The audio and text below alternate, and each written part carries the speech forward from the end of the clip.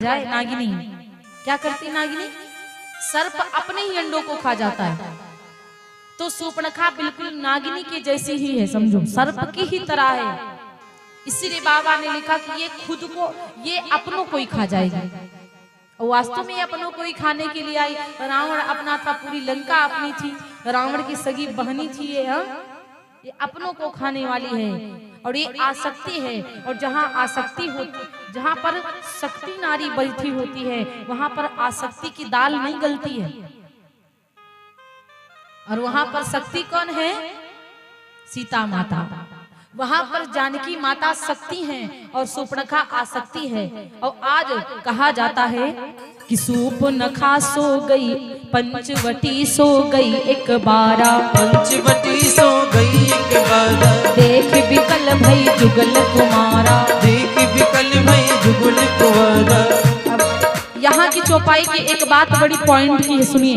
एक बारा क्या एक ही बार सूर्पणखा पंचवटी के सामने से निकली है?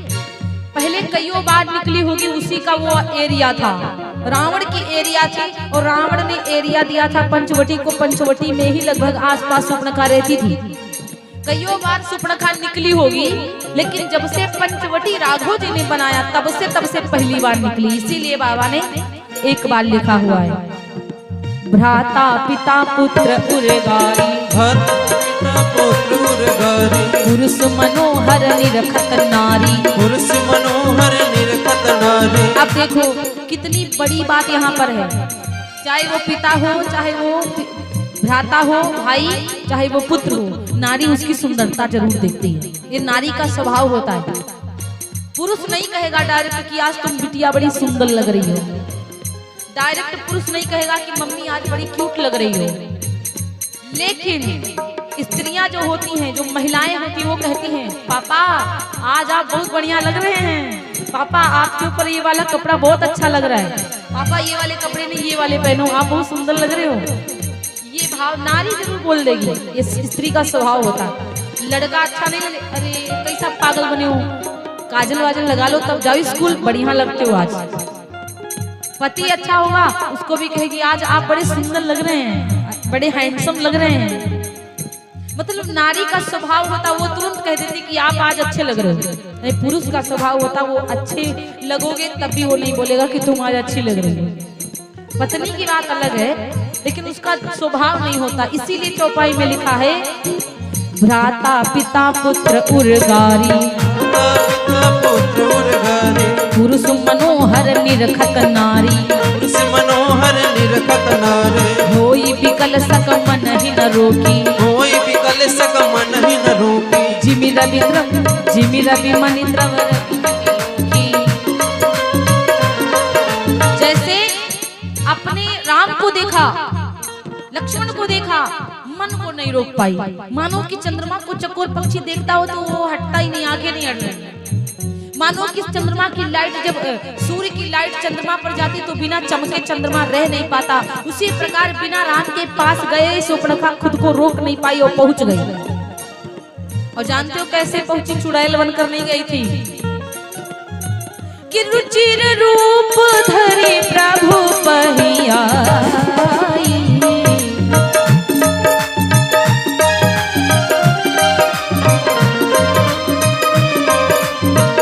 बोली बचन बहुत मुस्काई, बोली बचन बहुत मुस्काई।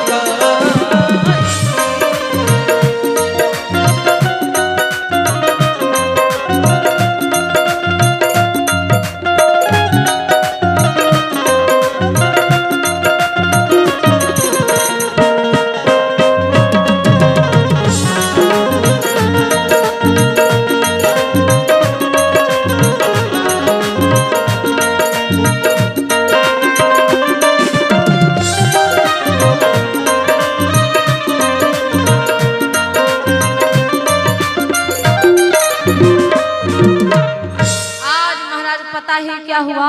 कहा जाता है कि खुद को सूर्पणखा रोक नहीं पाई और भगवान के पास गई और सुंदर रूप बनाकर, बनावटी रूप लेकर भगवान के पास गई।